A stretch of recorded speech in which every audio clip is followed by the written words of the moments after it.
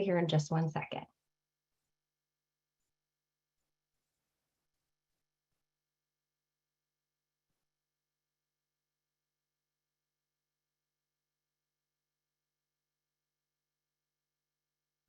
All right, I think we're going to kick off the conversation. Hello and welcome to a Women in MedTech webinar, What You Should Tell Mom This Holiday. Today's conversation is really robust. We have a lot to cover, but we would love to hear from you as well. We're going to focus our conversation today on cardiac health, diagnostic imaging, specifically for breast cancer, and orthopedic joint replacements. My name is Nicole Owens. I'm the Director of Marketing Communications for Medtech. If you're not familiar with Medtech, we are a membership-based trade association that works to bolster the ecosystem in New England through connection, education, events like this, advocacy, and awareness. Thank you all for being here today. I would just like to take a moment and say thank you to our sponsors who make this program and all the programs, all the Women in MedTech programs we've had this year possible. Abiomed, Active Surgical, Boston Engineering, Hologic, Sunstein, and Sunrise Labs. Before I turn it over to our speakers, I do just want to give you a few housekeeping notes. So this webinar is being recorded, so anyone who registered will get this after the webinar has aired. Also, like I said when I first started, we would love to hear from you. So please feel free to feed in your questions in the Q&A function at the bottom of the screen. And just a quick disclaimer, because we are going to be talking about medical topics today. This conversation is just intended for educational purposes and should never substitute professional medical advice. If you have any concerns, you should always pursue your individual medical team. All right. So I am truly honored to moderate such a meaningful conversation today with these three amazing speakers. With us today, we have Dr. Roberta Chapman she's Vice President of Heart Failure from Abiomed. We have Dr. Susan Harvey, Vice President of Worldwide Medical Affairs from Hologic, and Rajit Kamal, Worldwide President, Sports Medicine and Shoulder Reconstruction from Diffusynthese. So I'm going to turn it over first to Bobby to give a quick introduction, and then we'll go to Sue and Rajit.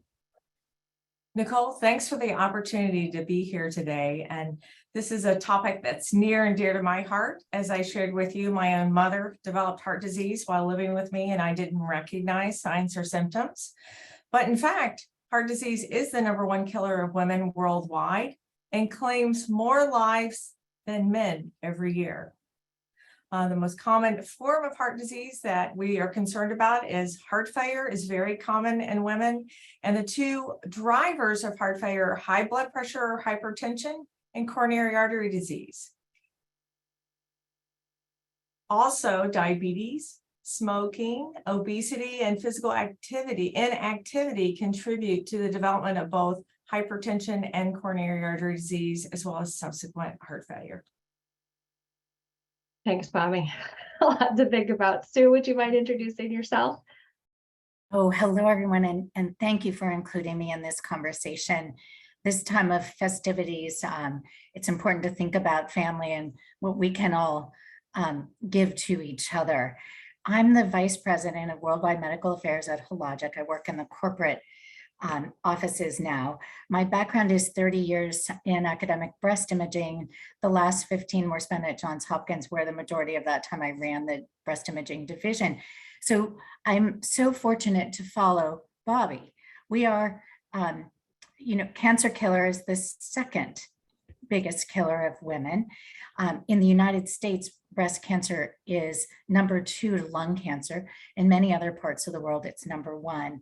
And I'm delighted to take this time to share what I can that may be useful for you, your family, your neighbors, your coworkers in this holiday season.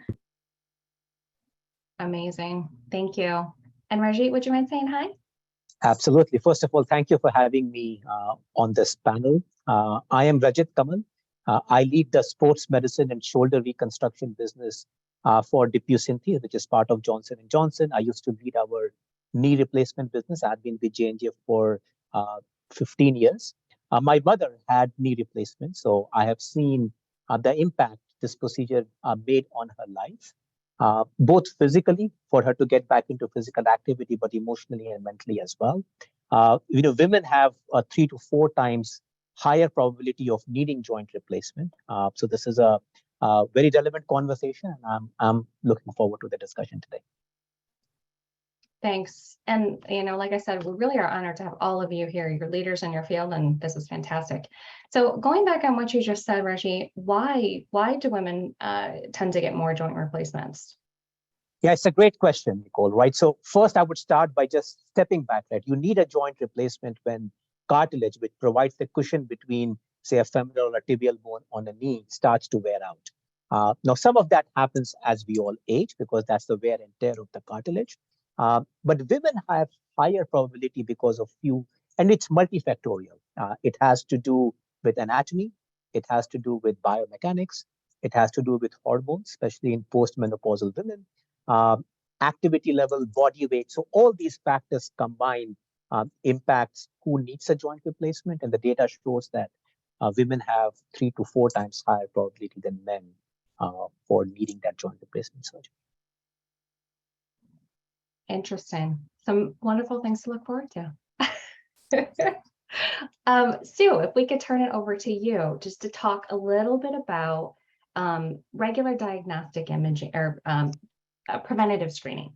What types of screening should women be getting, and what are we screening for? Thank you for the question. So I'll focus on breast cancer. Obviously, there are other cancer screenings, colon cancer, if you're at high risk, lung cancer.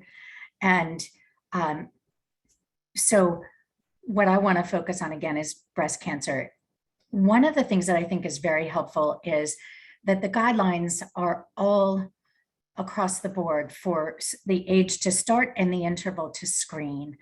And I think the way to summarize that is if average risk women begin screening at age 40 and continue that annually, then there is the most opportunity for early detection.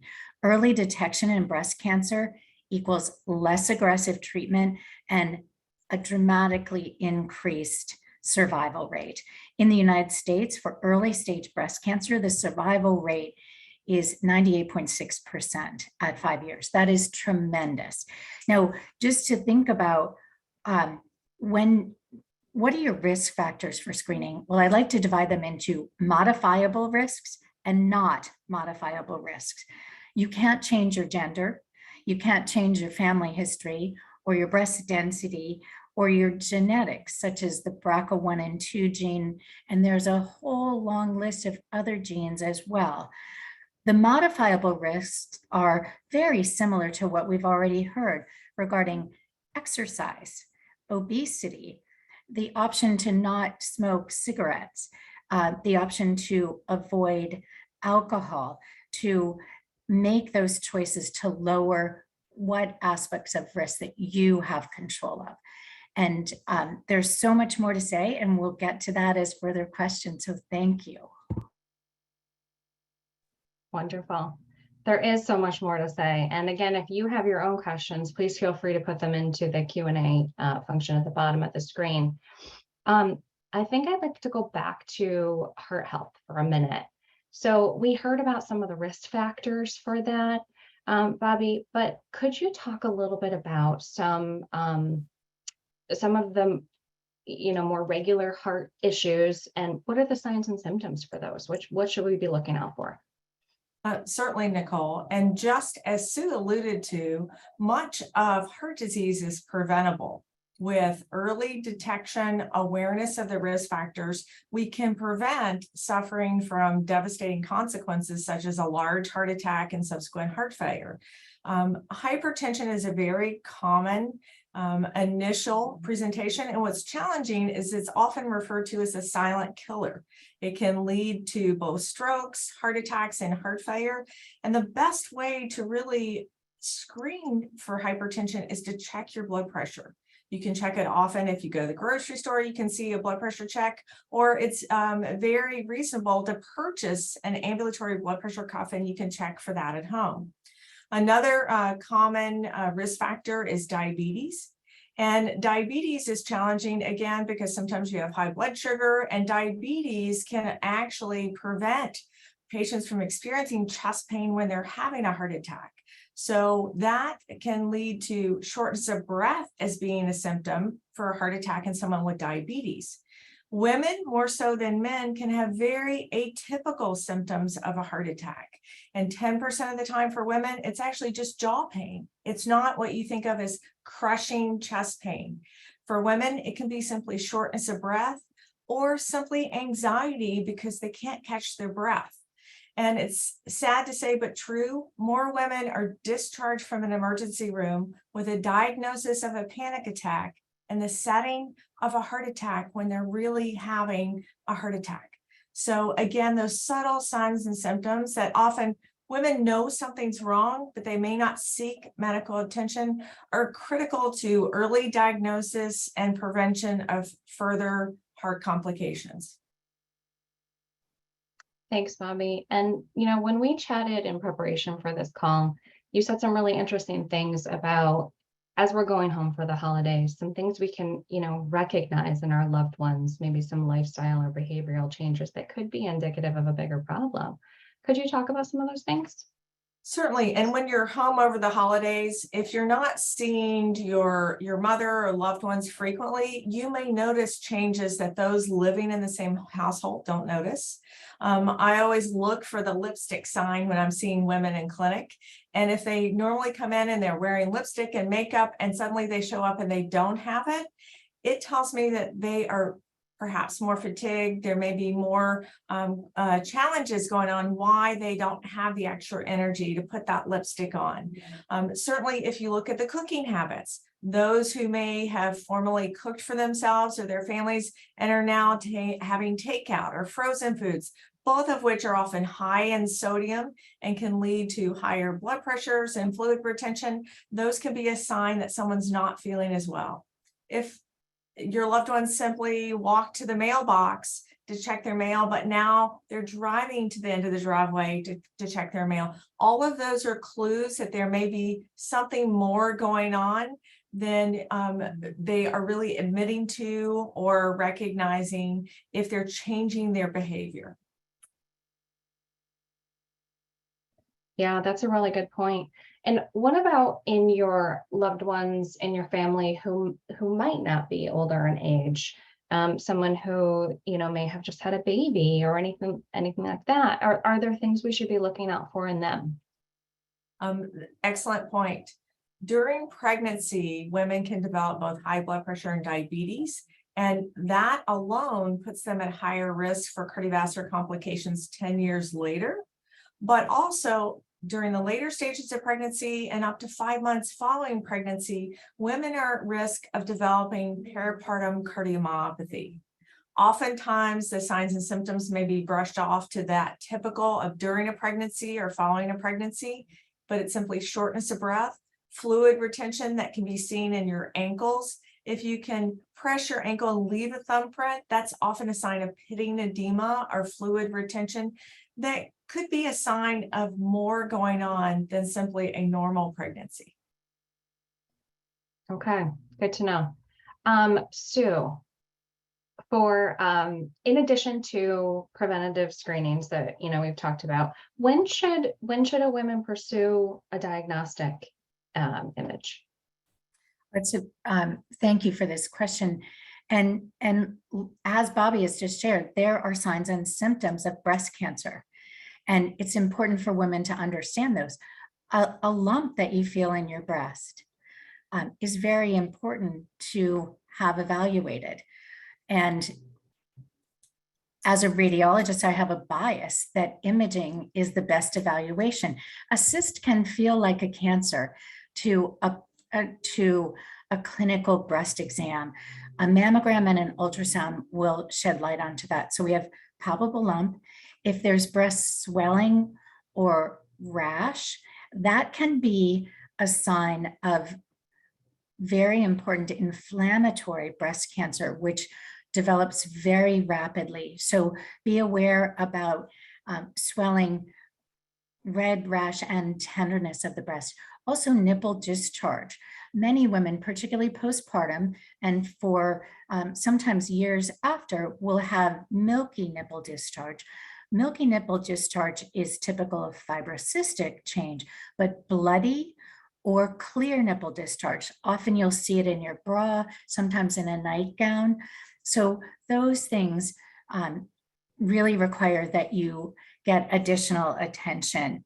Lumps in your underarm area may be related to lymph nodes and can also be a sign of breast cancer at a bit later stage. Now, one of the things that always comes up is the question around pain. Generally speaking, pain is a symptom of fibrocystic breast disease and not cancer. As a provider, I would have women come in and say, it hurts, I don't know if I should be here, I'm not sure. And what I always said was, if you have a sign or symptom and you're concerned about it, go for a visit. It's your job to find it and my job to tell you whether or not that's something that needs attention. So please don't hesitate to go when you have signs and symptoms, or if you just have a change that you're unsure of, really don't hesitate to go. That's what providers are there for, to help you understand what's normal and what may not be normal. Right. And the best news that you can get is it's nothing, and that's great. What about, is there any age where you typically should be more concerned about breast cancer? Well, that's a good point. Thank you. In the United States, the age and risk of breast cancer is linear. As you get older, you have a higher risk. Now, if we speak about risk for just a second, many of us understand 1 in 12 women, 12%, 1 in 12 women will develop breast cancer. That is an accurate statistic, but it is a compression statistic. That is a lifetime risk. So what we say is women who have average risk have a 12% risk of breast cancer. Women who have a moderate risk are those between 12 and 20%. And those who are at high risk are over 20%. Average risk women should be beginning mammography at about age 40. The higher risk groups, that will be different. The current recommendations and more frequent and different types of screening other than just mammography, the current recommendation is young women at about the age of 25 need to be curious, ask their doctors, what does my breast cancer risk profile look like? And if you begin to assess it at age 25, if it turns out related to family history, you would benefit from genetic testing. That is the opportune time to identify those women in high risk. And there is a whole screening program that women can begin literally at the age of 25. The intermediate risk women are going to be identified from 25 onward. It is related to family history, breast tissue density, and also breast tissue patterns that you exhibit. So in that group, again, begin the conversation at 25. As you move into imaging, you will learn much more at the age of 40, and then can be supplemented with additional imaging, additional to the mammogram at that point, depending on what's determined to be your personal risk. Got it. So if someone were to start the conversation at 25, and they haven't had a mammogram yet, how do they know that they would potentially have dense breasts? The dense breasts are, it's a good question, and I want to try to, somehow this always comes across as being complicated. So I want to try to make sure I'm describing this well. Breast tissue density is defined by a mammogram. it is absolutely not defined by a clinical or self-breast exam. Very fatty breasts can feel extremely lumpy. So the palpation doesn't correlate with breast density. Breast ultrasound can give some insight into breast density as well. So to your point, at age 25, how would we know? We'd begin discussing family history and also personal history. By 25, there are some women who've already had a palpable lump, often a fibroadenoma, and sometimes a cyst. Cysts really happen after 30, but they may have already had a biopsy and undergone some type of imaging. So we can get a sense based on their history, do we need to understand the breast density and add that into their risk profile? Got it. Thank you for that explanation. And these are great conversations to be having with your family when you're home. What is my family history? And also, breast tissue density, while there is not a specific genetic pattern, there is a familial similarity. So if you, for example, have an older sister or your mom, aunts, etc., who have dense tissue, it's likely you do as well. So being able to share that information at the age of 25 will be 25 and beyond will be very helpful in personalizing your screening. Great. Thank you. I'm going to turn it to Rajit now. A couple questions around joint replacements. So we've heard that it's more likely that women are going to need one, but how do you know if you need a joint replacement? Yeah, it's a great question. Look, there are two ways you can understand the need for joint replacement. One is, you can look at imaging, and if you are bone on bone, that tells you that you need to have a joint replacement. But physicians treat symptoms. So I think what we need to look at is, are you at a point where the pain is too much? Are you at a point where your osteoarthritis is interfering with your activities of daily living? Your things that you like to do every day. I'll give you an example of my mother. She passed away last year, but she was a physician. And it came to a point where she could not practice, go to work, treat patients, because she was just, the pain was too much. She could not play with her grandkids. So, once you get to a point where the pain is too much, where it starts to interfere with your activities of daily living, I think that is the time for you to start seeking care around options and ultimately joint replacement surgery. Okay. And if women are experiencing this pain, how should they start that conversation? Is it something they can talk to their primary care doctor about? Yes, you should start with your primary care, and the primary care surgeons, the primary care physicians will maybe start you with some painkillers. Some of them might even give you some injections, but ultimately, as it progresses, it's a degenerative disease, right? So as it progresses, at some point they will refer you to the orthopedic surgeons. And then there are other things orthopedic surgeons can do. There's something called hyaluronic acid injections that again provides you pain relief for a certain period of time. But once you have an onset of osteoarthritis, it is a matter of time, at least based on technologies that exist today, that you will ultimately need a knee replacement. But I would say once you start having pains, definitely reach out to your primary care physicians to start that conversation. Okay.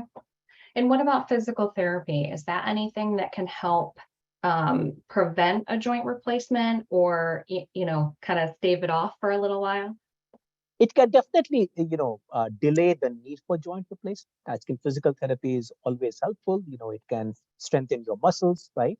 But as I said, it's a degenerative condition, right? So once you have an onset of osteoarthritis, it continues to progress to a point where ultimately you would need a knee replacement surgery. But injections, physical therapy can definitely help give you relief in the short term, delay the need for surgery. So absolutely, I think physical therapy and these days there's a lot of remote physical therapy. They can personalize that. Technology can actually personalize physical therapy. You can do some of those being at home, so you don't have to go to a physical therapist office. So I think technology is making it more accessible and more effective as well. There are gaming things you can do. So I think physical therapy technology is really changing some of the ways physical therapy is done. Awesome. Thank you. Going back to Bobby for a second, could we talk about cardiac health again? Is there any correlation between oral health and heart health? Nicole, yes, there is. There's a strong correlation between periodontal health and cardiovascular health. Periodontal disease can lead to generalized inflammation in the blood vessels, and inflammation causes blood clots to form, which can lead to a heart attack or stroke. So the presence of periodontal disease alone doesn't automatically mean you're going to have cardiovascular disease, but it does increase your risk 2 to 3 times. Even more so, bacteria live in our mouth, and bacteria, through the presence of periodontal disease, can enter the bloodstream and cause endocarditis, which is a bacterial infection of the heart valves. So that's why it's so important to have those routine dental cleanings. It's important to floss as well as brush your teeth and really take great care of your oral health to prevent cardiovascular complications. Got it. What else can women do to prevent cardiac issues? Certainly, routine visits with your primary care physician where you're having your blood pressure checked, you're checking your cholesterol, you're checking your blood sugar, all of those are important. But on a day-to-day basis, exercise is critical. It's also good to watch your weight and avoid weight gain and being obese. And women, as we age and go through menopause and lose estrogen, it causes laxity of the muscles in the back of our throat, which makes us more prone to sleep apnea. And the presence of sleep apnea, often in women, is not associated with weight gain, can lead to periods of a low oxygen level at night and increase your risk of atrial fibrillation. Atrial fibrillation is when the heart has an irregular heart rhythm, and that can further cause blood clots in the heart that leads to strokes. So watching for snoring, signs and symptoms that you're not sleeping well at night, you might be more fatigued during the day, falling asleep. Those are all signs that there may be more to it than just not restful sleep. You may have developed some form of sleep apnea. Interesting. There's so many things that you wouldn't think are related that, can attribute back to really big health issues. So thank you for bringing awareness to that. What if you are noticing that you're tired during the day, or your loved one is telling you, elbowing you, telling you that you're snoring? What should you do? You should certainly bring it up with your healthcare provider. There are easy tests that can be performed to screen for the presence of sleep apnea. And certainly addressing those issues early can prevent cardiovascular complications. Not only will you feel better, have better rest, but you can prevent the presence or propagation of atrial fibrillation and any subsequent risk of stroke. Awesome. Thank you. I'm going to ask the same question to Sue and Raji because I think it's so important. We've talked a little bit about this already, but I just want to hammer it home. Sue, what can we do to prevent breast cancer? Is there anything we can do? And Bobby's done such a great job describing this, and many of the features are the same. What are those modifiable risk factors, and how can you approach them? Exercise, obesity, cigarette smoking. The other things that can be done. For example, if you feel a change in your breast, don't hesitate to go in, because an expert can guide you. What are the next steps on that pathway? And as you've said, Nicole, that may be a joyous. This is nothing other than fibrocystic change. The other, as Bobby was speaking about postmenopausal women, it's important for postmenopausal women who are opting for hormone replacement therapy to have that very carefully managed, both for breast health, cardiac health, and also endometrial, uterine health. So that's another opportunity is to speak about if you have postmenopausal symptoms and they can be disabling. How do we address that in a way that's appropriate across all health for each individual woman? Thank you. And I think you've kind of already answered this, but Rizzy, again, is there anything you can do to prevent a joint replacement? Yeah, look, I think it's very similar to what the other panelists said, right? I think the first thing I would say is to maintain a healthy weight, because the more weight you put on the joint, that leads to more wear and tear of the cartilage. I would say exercise. Studies have shown that if you are active, it produces something called synovial fluid that actually lubricates and provides nutrients to your cartilage. So I think being active helps as well. You could take some dietary supplements, glucosine, chondroitin, I think studies have shown can help as well. And once you start to have some pain, because this is the degenerative condition, with age, you will see wear and tear of your cartilage. You could use braces that might help reduce some pressure you're putting on your cartilage. I talked about some of the injections one could take to delay the need for knee replacement. But again, comes down to maintaining healthy body weight, being active, and eating healthy. All these things definitely can help. Fabulous. Thank you. We do have a question in the Q&A function that I think would be great to give to Sue. So this is a specific question around breast cancer, I think, or changes in the breast. What's the significance of micro versus macro calcifications in the breast? Well, this is something very commonly seen in mammography, and it can be seen on ultrasound as well, but mostly in mammography. And there's a very important distinction. So this is an excellent question. Very coarse macro calcifications are associated with benign fibrocystic changes in the breast. Microcalcifications are very common in breast, yet there are specific patterns that can suggest a type of breast cancer called ductal carcinoma in situ. This is the stage 0 breast cancer. If God was going to, or the powers above was going to give you a cancer, this is the one you would wish for. It is entirely curable with, depending on the extent of disease, surgical plus and minus radiation therapy.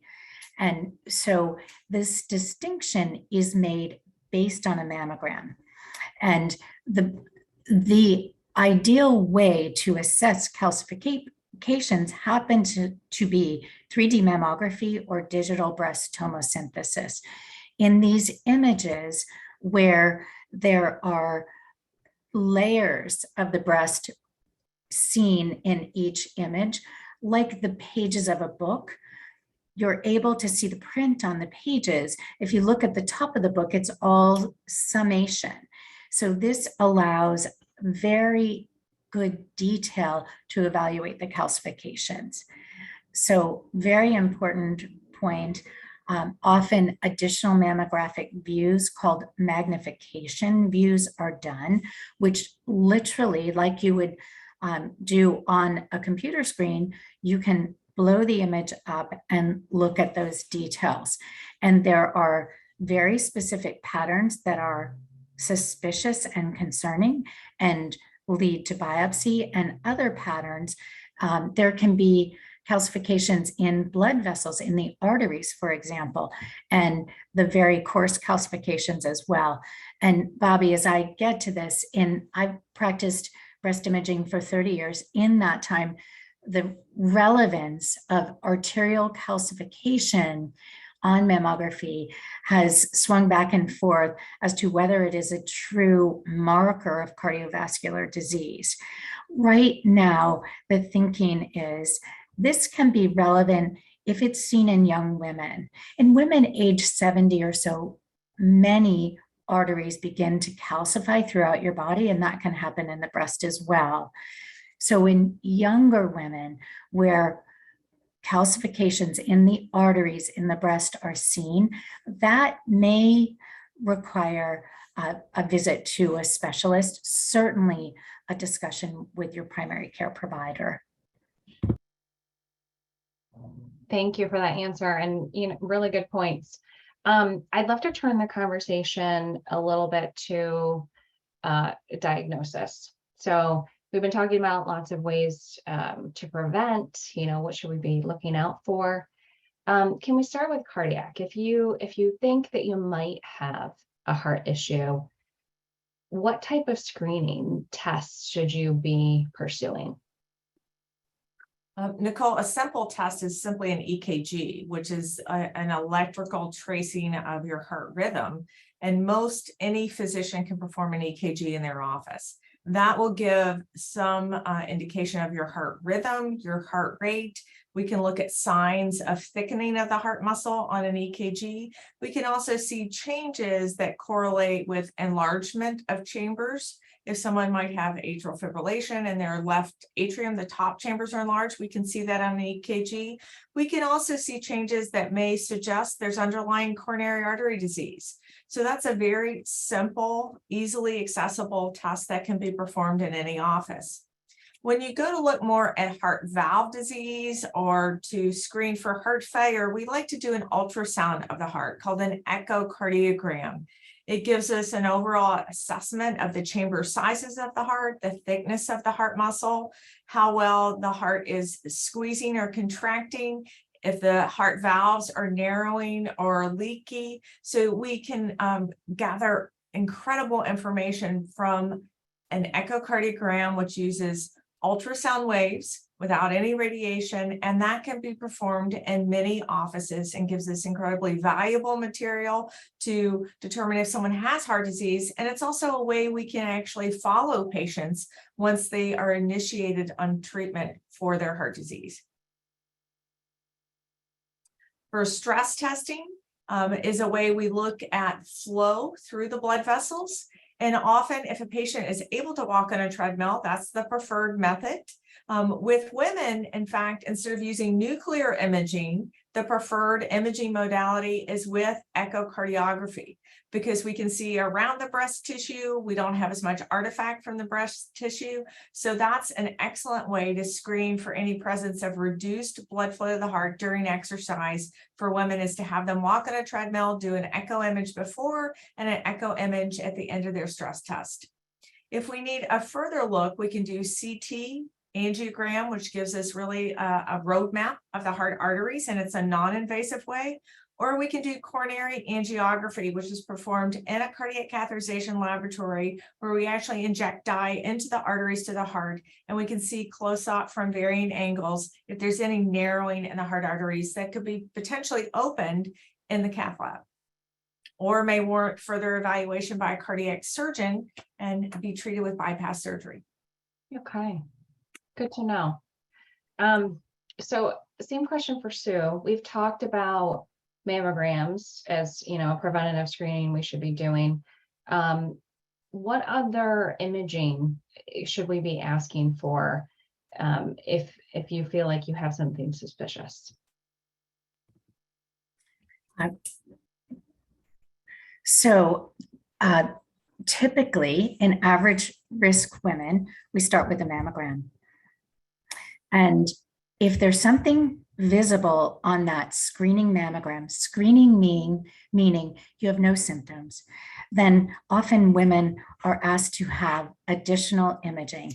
And that may involve special mammographic views. It also typically involves ultrasound evaluation. And ultrasound allows us to correlate with the mammogram and the ultrasound. If there's a match, say there's a mass seen in the right upper breast on a mammogram, we find it on ultrasound and we say, this is a cyst, it's simply fluid filled, and that's fine. Or it's solid, it has suspicious features, solid benign appearing features, and we determine based on the solid lesions what needs to go to image guided biopsy. So that's based on screening.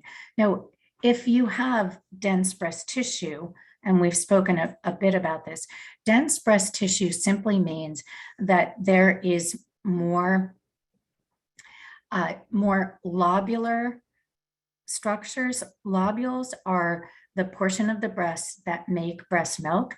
And then there's also more fibrous tissue in the breast. What happens with breast density is it makes the mammogram more difficult to interpret, and it is a risk factor for breast cancer in and of itself. So if you have dense breast tissue, and I would urge you to ask the radiologist or the technologist that's giving you results, whether you have dense breast tissue or not, there are many opportunities to add supplemental screening, and that includes ultrasound. Now, many states have legislation in some way around breast density and ultrasound, and it varies with each state. So important for you to look it up. Connecticut, for example, was the first state to have a law, and in fact, they require that insurance covers or pays for that supplemental ultrasound. In other states, that supplemental ultrasound will be considered optional and may not be covered by insurance. So very important. I do want to point out in regards to dense breast tissue that mammographically, again, the 3D imaging, digital breast tomosynthesis has a higher accuracy at detecting cancer and eliminating those false positives, meaning the recalls. Many women are recalled, and typically that ends up to be just normal tissue, and the suspicious area was an overlap. But digital breast tomosynthesis can help in that. And so that's screening in dense tissue. Screening in extremely high risk patients typically involves an injection of contrast material to look at the blood flow. So it makes it a functional component. Breast cancers have additional blood flow. So if we do an injection of contrast material in an MRI scan or with a mammogram with contrast enhanced imaging, we're able to see that increased blood flow, and it dramatically increases the sensitivity of detection of breast cancer. So that, again, in the high risk women. Now, as we go further along, as I described, screening, recall, lesion identified, going on to image-guided biopsy. The same would be true based on contrast-enhanced mammography, ultrasound, or contrast-enhanced breast MRI.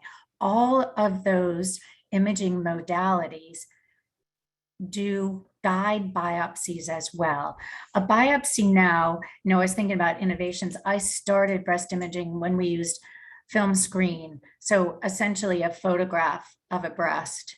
And then we had digital, then we had digital breast tomosynthesis, contrast imaging. When I first started, the only way to diagnose a breast cancer was to go to surgery, to an operating room. Now there are small biopsy devices which can be guided in the majority of cases of breast when there's a suspicious breast finding, whether that's calcifications or a mass, can be used to sample the lesion. And it is invasive in that local anesthetic is used, but the biopsy goes through a very small opening in the skin, takes samples, those are sent to the pathologist. The woman leaves with a Band-Aid, not an operating room procedure and stitches and those sorts of things. So all of these modalities in imaging can find suspicious areas and then can be used to guide the biopsy to determine, are there malignant or abnormal cells, or just normal cells or cells associated with benign findings in the breast, such as the coarse calcifications in the question we had from our audience. Right. Lots of amazing information. It's so cool to see how far medical technology has come, right? And it's just it's a testament to the work that you all do. So thank you so much. One follow-up question I would have for you, and this can apply to everybody. If you advocate for yourself and ask for additional tests, that insurance may not cover, how can you go about getting financial assistance for that? It's an important question. The ACA programs, government programs, ensure that women can undergo mammographic screening at no charge, no out-of-pocket charge. There's near complete coverage of digital breast tomosynthesis, yet insurance companies at times will decline to cover a digital breast tomosynthesis image. My recommendation in that setting is to reach out to the insurance company and understand why. Perhaps it was an error in their coding and their billing. So ask the question in regards to a supplemental screening study supplementing a mammogram in dense breast tissue. One can check ahead with your insurance company, call ahead and ask. I know it's not as easy as it sounds. There can be long waits, but you can get a pre-authorization ensuring that will be covered. For women who realize their insurance will not cover, or for women who are under or uninsured, each breast imaging center typically has a list of resources that can be used for women who cannot afford this additional imaging. And those are sometimes nonprofit organizations, sometimes they're government organizations or local city, state organizations. So there is often an opportunity to achieve coverage either through your insurance or assistance in the area where you live. And the breast imaging centers, my experience, what I want to say is all should have, so I will go ahead and say that all breast imaging centers should have a list where patients can reach out when they're in need for additional financial help. Thank you. I'd love to talk about innovations a little bit. Maybe Reggie, could you kick it off? So if someone does need a joint replacement, you know, what should they be asking for? What's the newest thing coming out that patients should make sure they know about? Yeah, absolutely. Look, there are a couple of trends that are happening in a joint replacement, in the joint replacement surgery. First is site of care. So we are seeing a shift towards outpatient. They call it day surgery, and data shows that when patients get back to mobility sooner, it actually improves the outcomes. Now, everybody can't do that, but I guess that's one thing to understand. You know, where does your surgeon operate, and is that something where you can get back home the same day you get surgery? The second thing I would say is a lot of technology is coming in from an intraoperative perspective. So surgical planning that leads to personalization of surgery, robotics, augmented reality that improves accuracy and precision of surgical execution. We have technologies that track your activity pre and post-op. Again, personalizing, what you need to do to optimize outcomes. We also have smart implants where there are sensors in the implants that track your activity, track your gait, right? So a lot of advancements in terms of digital technologies, both pre-operative, post-operative, and intraoperative as well, and then site of care. So I would say those are the questions to ask when you seek care with a physician. Great. And what about a personalized like joint made for you? Is that science fiction or is that reality? No, there is a company that does offer what they call as a custom joints. So they can 3D print a joint based on your anatomy. And again, long-term outcome has not shown a big difference between that and off-the-shelf implants where you have standard sizes. But again, I would say if you're seeking joint replacement, seek the right surgeon, and then learn more about what implants and what technologies they use. But what the most important variable is the right surgeon with the right experience. Do you feel comfortable with that surgeon? And then ask about what implants and technology that they use. Are there any implants or technology patients should be asking for specifically? Look, there are different implants, right? There are different designs, different materials. Obviously we have one, but as I said, these days all the implant designs and materials and technologies have advanced quite a bit, right? So my advice would be, when you seek care, ask about the surgeon, their experience. Maybe talk to somebody who has been operated by that surgeon, what their experience was. Do learn about the implants they use and why. Definitely ask that question. Why do you use this implant? What is the long-term data? The good thing about joint replacement implants is you can track long-term data. So, ask those questions. There are variations, different implants have different design, different materials. But I think, as a patient, my advice would be seek the right provider, because I think that is the biggest way. So true. Thank you. You have to have confidence in your medical team. I'd love to hear from you, Bobby, about any innovations that are in cardiac care that we should know about, and anything patients should be asking for by name. Yes. Thanks, Nicole. I think back to 25 years ago when I finished my training and entered the field of heart failure cardiology as a director of a heart transplant program. We had mechanical devices to support patients who needed a replacement therapy or assist their heart, but they were so large, they didn't fit in most women. And so, in fact, even the clinical trials enrolled only men. Obviously, today I'm at AbbeyMed, and I'm happy to say we have the world's smallest heart pump that easily passes through the arteries of women and allows women to benefit from that level of support that we didn't even dream of 25 years ago. And the data shows that women actually have equal or even greater benefit from having heart support during a procedure we call a high-risk PCI, where they have their heart arteries opened in the cath lab in a setting where the heart muscle's weak. When we put the Impella device in to support the heart before that procedure, it makes a dramatic difference in their outcomes following the procedure. So again, women have the same or greater benefit than men with these smaller heart pumps. Equally so, now as we bridge patients to heart transplantation, another Impella device, the Impella 5.5, is the most common device used to support patients. And we can now place it in women. They can get up and walk around while they're waiting for their heart transplant. So they're not at bed rest, they're active, and they're in better shape when they do have a heart transplant.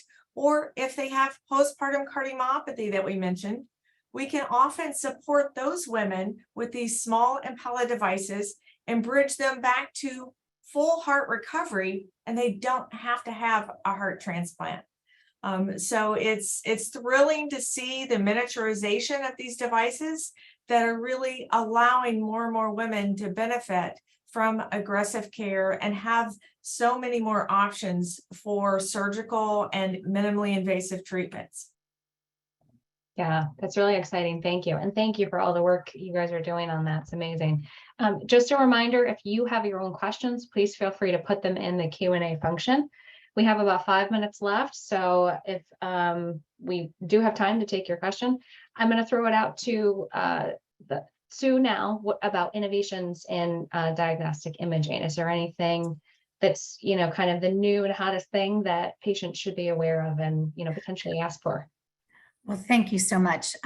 There are ultrasound innovations that are happening with incredible resolution of new machines, the addition of elastography, which can help distinguish benign from malignant lesions in the breast, contrast enhanced imaging, both with mammography and breast MRI continue to advance, image guided biopsies, and non-surgical treatment opportunities such as cryoablation, which freezes cells, also image guided. So we're looking across the screening and diagnostic imaging, as well as moving into treatment. In the future, we everyone in cancer treatment is looking forward to what's called liquid biopsy, or a blood sample that may be an indication of a very early cancer. Well, that's not tomorrow, it's coming up.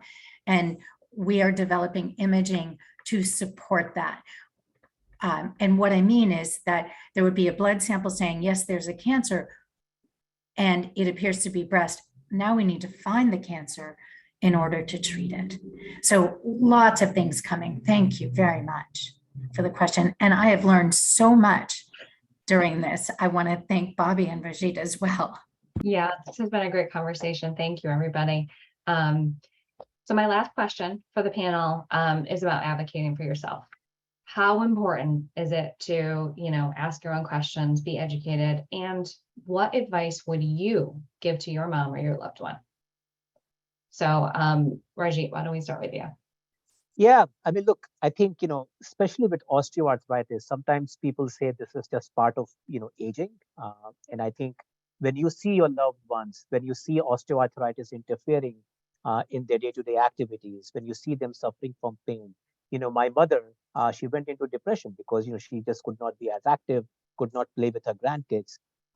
At that time, you have to intervene and, request them to seek care, understand what their options are. And inform them. My mother was a physician, so she was informed, right? But still, I think it needed a lot of prodding from my side to take her to the orthopedic surgeon, right? So when you see that happening, definitely make sure that you are having those conversations with your loved ones and requesting them to seek care and understand what their options are, because there are a lot of options that exist today that will relieve the pain and get you back to your function.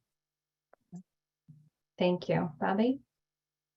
Well, I would say, because heart disease is so atypical in women and the symptoms can be very subtle, it's important to be in tune to your own body and don't assume a change in your ability to do things is due simply to aging, or you're out of shape, or have gained some weight.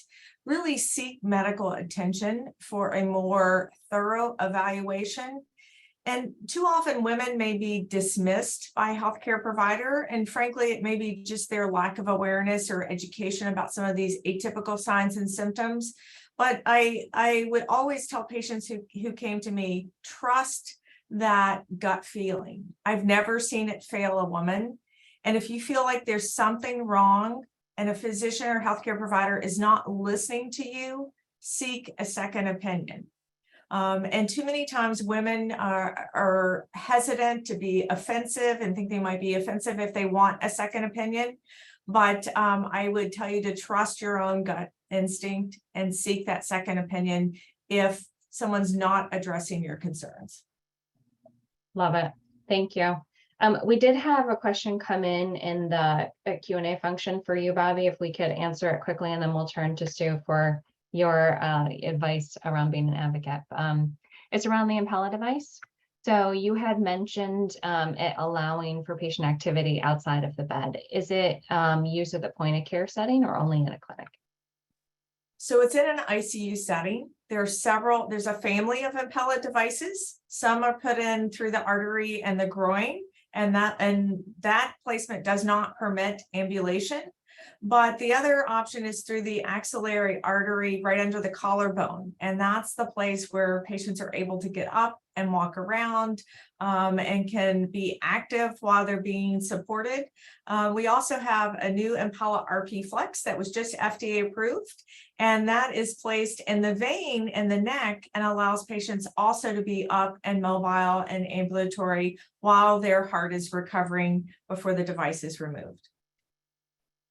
Wonderful. Thank you. And Sue? Thank you. And I really echo a lot of what Bobby has said. You are allowed to ask the expertise level of the provider you're interacting with, and to feel free to get a second opinion. If a provider isn't happy about you getting a second opinion, perhaps it's not the right provider. And understand the technology. Are you at a site where there is the latest technology in breast imaging? And of course, understand your breast density, both because the interpretation of the mammogram is more difficult. It's a risk factor, and there are supplemental studies. But really, it's be curious, be engaged, and be active in those conversations. I think each of us are saying exactly that. I love it. Thank you all again for your time today. Bobby, did you have a last comment? I saw you unmuted yourself. I would just say for those who are listening, you do have the power to change lives and save lives. So when you're home over the holidays, be observant, be interactive, ask questions of your loved ones, and advocate for them to seek medical attention. It can make all the difference. And thank you, Nicole and MassMedic, for really hosting this Lunch and Learn. I've seen things like this lead to saving lives and prompting patients come in for early attention. So thank you so very much for supporting it. Thank you. Thank you all for your time. Thank you for everyone who joined us today and who's going to watch this on demand. Appreciate you, Bobby, Raji, Sue. This was a wonderful conversation. I'm sure we could continue for many more hours, but I will let you go. Have a wonderful day. Thank you again to our sponsors for Women in MedTech this entire year, Aviomed, Active Surgical, Boston Engineering, Hologic, Sunstein, and Sunrise Labs. We couldn't put on these programs without your support. I encourage you to visit massmedic.com and check out all the wonderful events we have going on. And we look forward to seeing you next time. Take care. Thank you. Thank you. Thank you. Thank you.